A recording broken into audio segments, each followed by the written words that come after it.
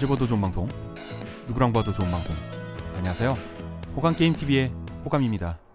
오늘 여러분들과 함께 플레이해볼 게임은요, 새로운 전설의 시작이죠. 아랑전설 1편입니다.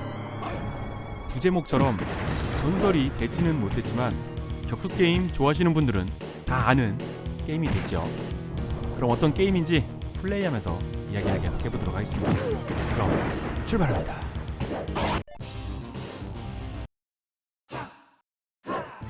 우리가 선택할 수 있는 캐릭터는 아쉽게도 주인공 3명밖에 없는데요. 오늘은 앤디로 갑니다. 첫 상대는 우리가 선택을 할 수 있죠. 개인적으로 나중에 만나면 할아버지가 좀 어려웠거든요.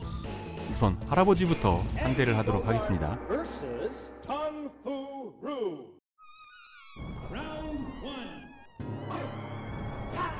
첫 상대의 이름은 텅푸루. 나이가 많은 할아버지인데 에너지가 3분의 1 정도 빠지면은 근육질에 커다란 덩치로 변하죠.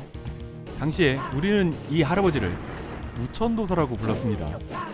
텅푸루 그런 이름 몰랐어요. 에너지가 3분의 1이 빠졌죠. 변신합니다. 근육질에 할아버지로 변신을 하니까 장풍도 쏘고요. 저 변신한 모습이 무천도사 할아버지가 에네르기파 처음 발사할 때 근육질의 모습으로 변하는 그 장면이랑 똑같거든요. 물론 평상시 할아버지 때의 모습도 무천도사랑 똑같다고 생각을 했습니다.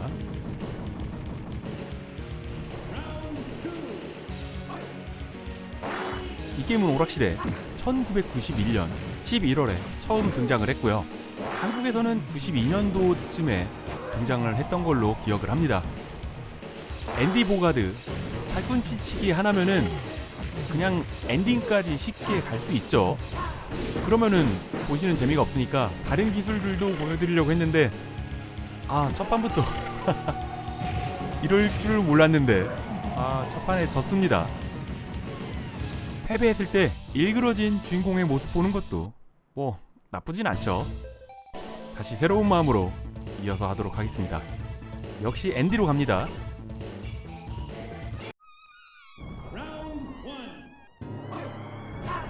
팔꿈치치기, 정식 이름은 차명권, 우리 동네에서는 양리킥이라고 불렀습니다. 이 게임은 스트리트 파이터 2가 한참 뜨고 있을 때 오락실에 등장을 했기 때문에요. 당시에 소년들은 대부분 스파2의 짝퉁이구나 라는 생각으로 이 게임을 플레이를 했고요. 스파2보다는 게임성이나 그래픽이나 다 한참 부족했죠.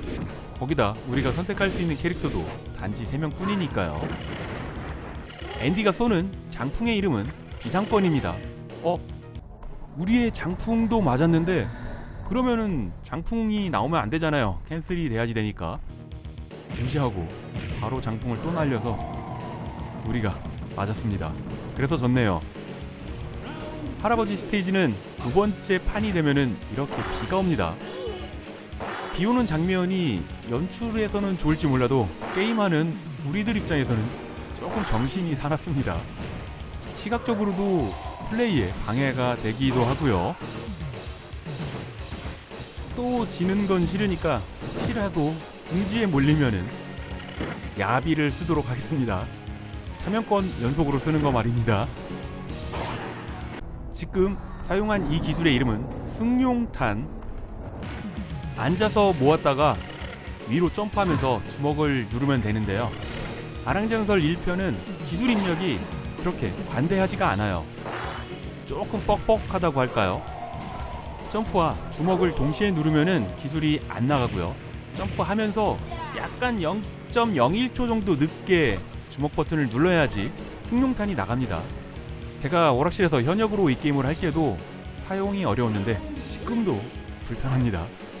이 차명권은 모으는 시간도 없고 그냥 방향키를 뒤로 했다가 앞으로 하면서 주먹만 누르면은 정말 쉽게 기술이 나가기 때문에 잘 안 나가는 다른 기술들은 거의 사용을 안 하죠. 이 기술은 공파탄입니다. 모으는데 시간도 오래 걸리고 준비 동작도 오래 걸려가지고 역시 대부분 사용을 안 하셨습니다. 뒤에서 누가 구경을 한다 그럴 때 보여주기용으로 가끔 한 번 정도 사용을 했죠. 지금도 승용탄을 성공하나 했더니 준비 동작에서 맞습니다. 기술 사용하기도 쉽지 않은데 모처럼 발동하나 했더니 바로 캔슬 당하고요. 오기가 있죠. 마무리는 승용탄으로 끝내주도록 하겠습니다. 점프해서 오기만을 기다렸는데 마지막 수가 통했습니다. 하지만 무적 공격 기술이 아니기 때문에 동시에 맞았어요. 더블 KO가 나올 뻔했습니다.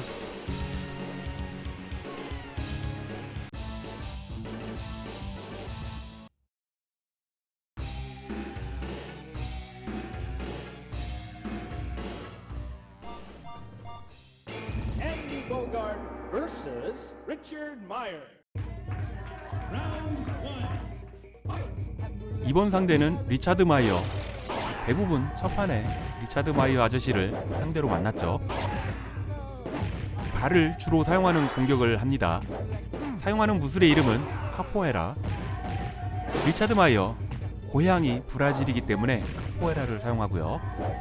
이 게임 출시했을 때 당시에 리차드 마이어 아저씨의 나이는 29살입니다. 호랑이띠예요. 아랑전설 1편에서 우리가 사용하는 버튼의 수는 모두 3개입니다. 주먹 버튼, 손 버튼, 특이하게 잡기 버튼이 있었죠. 스트리트 파이터는 버튼 6개로 펀치의 강, 약 조절이 가능했는데 이 게임은 조절 불가하고요. 이번 스테이지는 카페입니다. 파오파오 카페. 리차드 마이어, 이 가게의 점주입니다. 30살도 안 되는 나이에 이렇게 커다란 카페의 점주라니 성공한 젊은 사업가죠.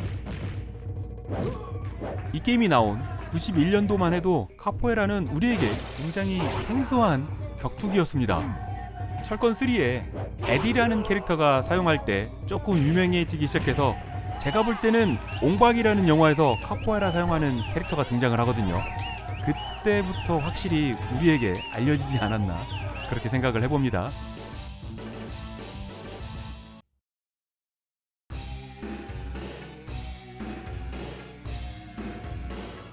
Bonus area. 그 당시에 등장했던 격투 게임의 규칙 같은 거라고 할까요? 게임 중간에 보너스 게임이 대부분 들어 있었습니다. 버튼 연타만 하면은 이길 수 있는 아주 간단한 팔씨름 게임이죠. 모니터 속 캐릭터의 얼굴을 보니까 헐크 호건이 생각이 납니다. 보너스 게임을 이기면은 캐릭터의 기술을 하나 알려주죠. Andy Bogart versus Duck King. Round 1. 이번 상대는 덕킹. 당시 나이는 24살이고요. 양띠입니다. 날라차기 모션을 보면은 점프할 때부터 발을 쭉 뻗고 있기 때문에 차명권으로 공격을 하려고 가다가 먼저 맞을 때도 많이 있었죠. 앤디 보가드는 키가 큰 격투가가 아니죠. 이 게임에서는 키가 170이었습니다. 우리의 상대 덕킹은 178인데 둘이 같이 서 있는 걸 보면은 키 차이가 그렇게 안 느껴집니다. 첫 판은 하늘이 파란색이지만요. 두 번째 스테이지 오니까 시간이 흘러서 하늘이 노을이지고 있고요. 배경에 보니까 리차드 마이어 아저씨가 구경을 하고 있습니다. 누구를 응원하고 있을까요?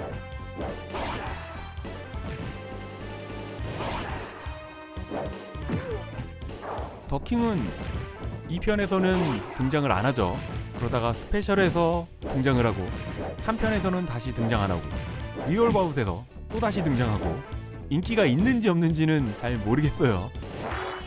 그래도 개성 하나만큼은 강력하고요. 음악을 굉장히 좋아하는 화려한 캐릭터이기 때문에 기억의 저편으로 잊혀지는 캐릭터는 또 아닙니다. 킹오파 시리즈에도 계속 못 나오다가 11편에서야 겨우 등장을 했습니다.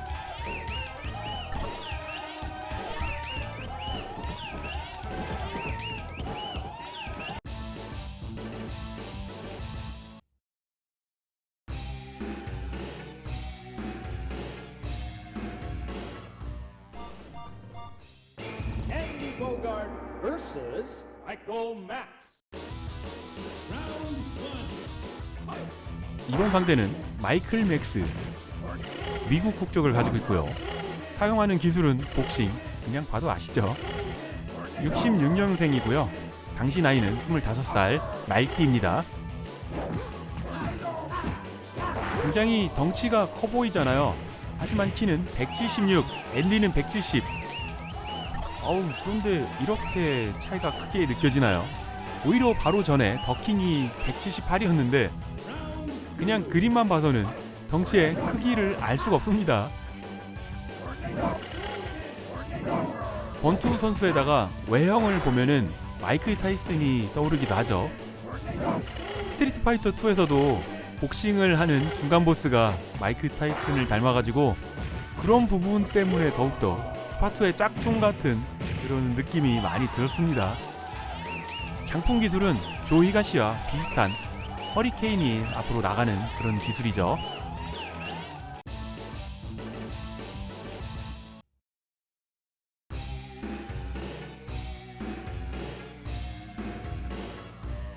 Bonus area. Ready? 두 번째 보너스 게임인데요. 역시 버튼 연타식의 팔씨름 게임입니다. 스파2는 보너스 게임이 3가지가 들어있지만 다 달랐잖아요. 이 게임은 팔씨름 하나로 보너스 게임을 3번이나 우려먹습니다. 이따 한 번 더 나오거든요. 그 점은 너무 아쉽죠. 대부분 오락실에서 팔씨름 게임에서 지는 걸 보기도 쉽지 않았습니다. 방심하다가 그냥 대충 놀다가 질 뿐이죠. Andy Bogart versus Hua Jai. Round 1. Fight. 이 게임의 중간 보스 화자이입니다. 중간 보스라고 당시에는 전혀 생각도 못했던 캐릭터고요. 중간에 이렇게 술을 먹는다는 컨셉이 굉장히 특이해가지고 기억에 남아있는 캐릭터일 뿐이죠. 술을 먹은 후에는 공격력도 세지지만 몸도 빨갛게 변하고요. 특히 무서운 점은 이렇게 타이거킥을 무한으로 날린다는 겁니다. 가끔 오락실에서 이 게임을 즐길 때 미친듯이 저 타이거킥만 날리면은 답이 없습니다. 그 판은 무조건 지더라고요. 하자이는 64년생이고요. 용띠입니다. 무에타이 챔피언이었었는데 조시가 씨한테 지고서 타이틀 자리를 뺏겼거든요. 그 후로는 이렇게 술 주정뱅이가 되어가면서 인생도 나락으로 갔습니다. 지나친 음주는 몸에도 인생에도 안 좋네요.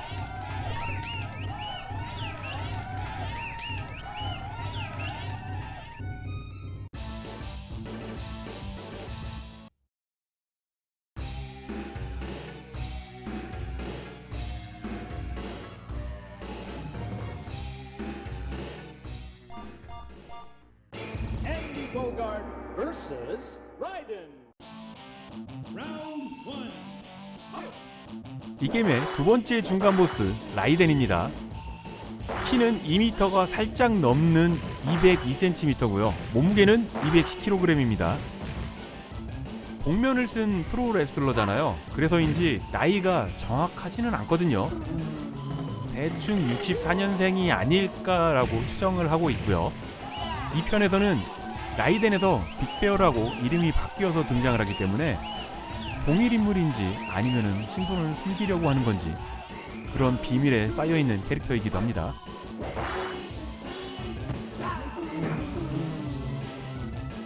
한참 잘 나갈 때는 악당이 아닌 착한 역할에 명성이 높은 프로레슬러였는데요. 배신도 많이 당하고 뒷골목 세력들한테 이용도 당하고 그러다 보니까 프로레슬러의 인생도 끝이 났습니다. 그러던 와중에 기스 하워드의 스카우트 제의를 받아가지고 부하가 되었습니다. 하지만 나중에는 기스 하워드와 헤어지게 됩니다. 이 대회에 참가한 파이터들의 열정을 보고 다시 피가 끓어올랐기 때문이라고 하네요.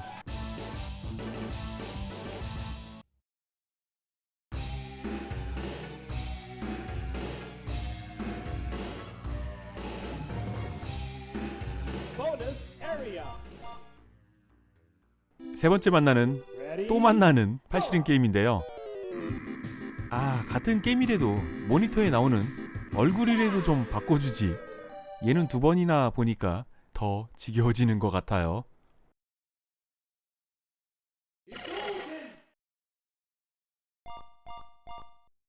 Andy Bogart versus Billy Kahn.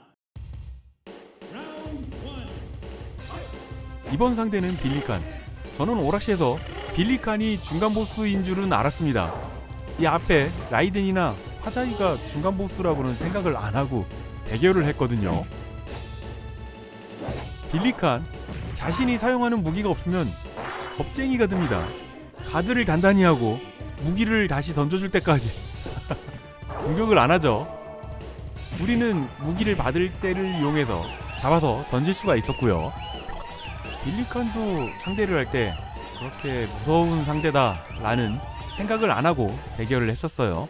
Round 2. 빌리칸의 나이는 25살 말띠입니다. 당시에는 정말 비겁하고 얍삽하고 치사한 그런 캐릭터라고 생각을 했는데 사연을 알고 보면은 정말 다르게 보입니다. 기스 하워드한테는 충직한 부하고요. 여동생을 끔찍이도 사랑을 하고, 이때에는 설정에 없었겠지만요, 2편에서는 취미가 빨래인 걸로 설정이 되어 있습니다. 리얼바웃 아랑전설에서는 빨래 후 만족해하는 뒷모습이 엔딩에 나오기도 합니다.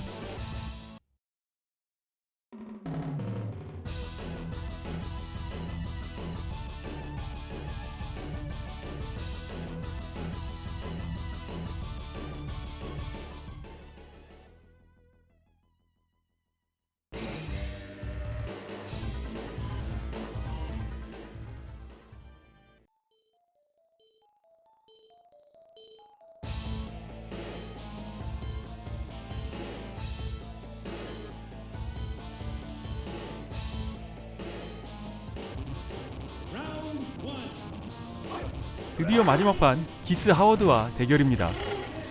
오락실에서도 여기까지는 어떻게든 왔지만 엔딩까지 볼 수 있는 날은 운이 많이 따라줘야지 됐습니다. 이 게임의 배경은 사우스타운입니다. 그 사우스타운을 지배하는 경찰과 공권력 모두 다 이 기스 하워드의 밑에 있죠. 와, 보셨나요? 반격기입니다. 저 반격기는 우리가 사용하는 모든 기술을 다 반격을 할 수 있습니다. 장풍 빼고요.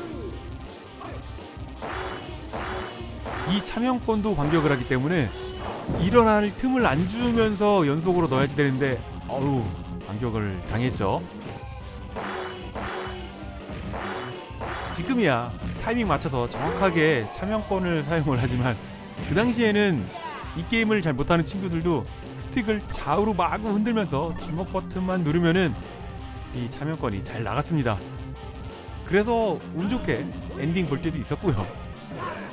그래서인지 앤디가 이 게임에서는 최강 캐릭터고 인기가 제일 많았습니다. 그런데 그거 아시나요? 일본판하고 해외판하고 기술이 사용하는 방법이 많이 다릅니다. 일본 내수판이 기술 사용하기가 대부분 어렵거든요. 그래서 해외판이 더 쉽습니다. 마무리는 차명권이 아닌 승용탄으로 하니까 왠지 모르게 기분이 좋네요. 오랜만에 엔딩을 보도록 하겠습니다.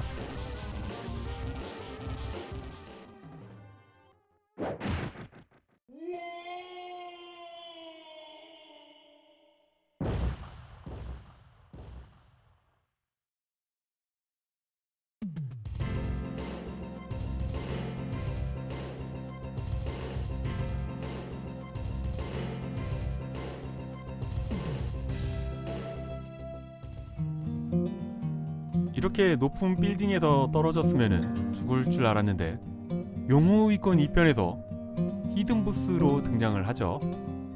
용호의권 그리고 아랑전설 시리즈 두 곳에 모두 제대로 출연한 캐릭터가 기스 하워드이기도 합니다.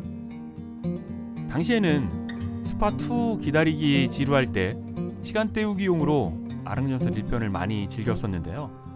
시간이 지나고 이렇게 다시 리뷰를 하다 보니까 보는 시각이 많이 달라졌습니다. 그때하고는 완전 달라요. 저는 리뷰를 하려고 자료를 이것저것 찾아보다 보니까 여기서는 시간 관계상 그리고 다음 리뷰를 위해서 아껴둔 자료가 있잖아요. 그런 부분을 머릿속으로 혼자 종합해서 생각을 해보면은 와, 이 게임 잘 만들었는데 무시할 게 아닌데 그런 생각이 계속 들어요. 그리고 나서 이 게임의 2편 대히트를 쳤죠. 역시 기본기가 탄탄해야지 후속작도 히트를 할 수 있는 거라고 봅니다. 아, 무슨 얘기를 이렇게 하니. 아무튼 오늘도 귀중한 시간 내주셔가지고요, 호강게임TV를 봐주셔서 정말 감사합니다. 호강게임TV를 봐주시는 모든 분들 언제나 하시는 일 술술술술 풀리기를 제가 늘 바라고 있는 거 아시죠? 저는 최대한 빠른 시간 내에 재밌는 게임 가지고요 금방 돌아오도록 하겠습니다. 그때까지 지금처럼 늘 건강하시고요, 금방 올게요. 감사합니다. 오락실에서 대전을 하려고 이어서 하면은 그 스테이지 상대 캐릭터를 2대1로 상대를 하게 됩니다. 이 부분은 정말 마음에 들었습니다.